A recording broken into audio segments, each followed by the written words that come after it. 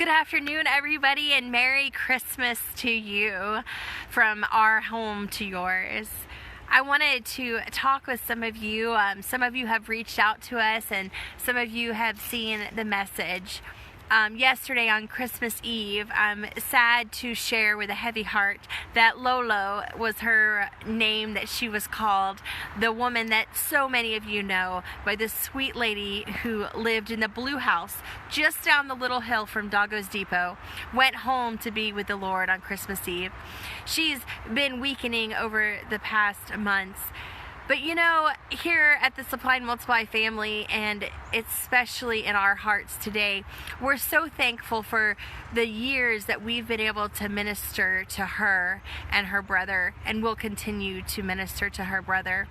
The gifts that we've been able to share with her, the gifts of food, the gifts of love, the gifts of prayer, most recently also the gift of handrails. We meet practical needs here at Supply and Multiply. We're meeting the needs to enable our elderly to live in their own homes as long as they can. And when they can't, they come and they live with us. Do you want to share the story about the mission teams? Yes, I would love to share one story before Pastor Chris shares with us today. You know, I remember it was a few mission teams ago, and some of you watching this video, you were on that team. We were out to do our food deliveries that we do, our in-home food deliveries, our Galatians 6:2, bearing the burdens of one another. And we split up into multiple groups so that we could, on a smaller level, go into people's homes. And we were going, and we went and showed up. I was in this group, and I showed up to the house, and the blue house as we all know it, and I show up and I say, oh, we have, you know, a gift for you from God, and just a little blessing, and we wanted to pray for you today. And she was so ecstatic. She's praising Jesus. She said the manna fell from the sky. She's overly ecstatic. She's so happy. She's so happy. And I was like, oh, wow, she's really praising Jesus today.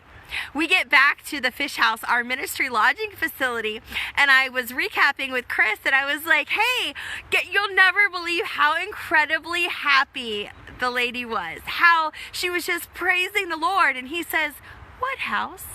I said, the blue house, you know, the one down the hill from Doggo's Depot. And he says, I was just there too. Me and my group went. And you know, sometimes God answers prayers in the craziest of ways. That she was blessed that day with 2 deliveries and 2 sets of people loving her in prayer. And maybe she knows we were all together as one group, and maybe she doesn't, and she just knows she was extra blessed that day. But I'll never forget that story, and I'll never forget every time I think of it, the laughter that just fills my heart, the laughter that fills my heart from the joy that she had and the joy that we were just able to richly bless her. It was such a blessing. You know, that day, unexpectedly and unbeknownst to me, she was going to get a double blessing.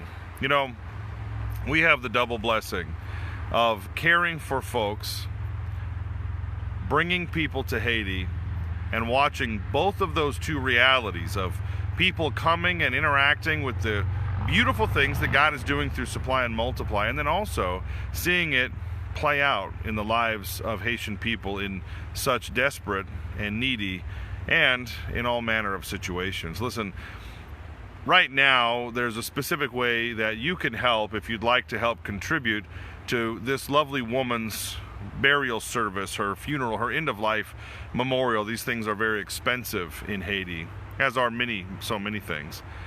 And also, I wonder if in the upcoming year, you or your small group or your church, your family, would consider being a part of the ongoing work that we have in caring for elderly folks, both in their home in Moe, Haiti, and at the Matthew 25 house. You know, this is a special time of year, and there is all manner of giving that goes out at Christmas time. Mount Hope, the church I pastor, we've done a number of activities. I'm sure your church has, and many churches in your community. These are wonderful things. Yet, throughout the year, there are ongoing needs that ministries, churches, and missions have. And I wonder if you'd consider this time of year making a commitment in the upcoming year. It was such a beautiful thing that day. This woman received the double blessing. And just like we have the blessing of bringing people to Haiti and also ministering in that place, I trust that God will give you a double blessing for participating in His work and answering the call. Listen, we're praying for you today, and we just want to tell you today, Merry Christmas. God bless you today, and we're looking forward to hearing the stories of all that God does in your lives in this upcoming year. Amen. Amen.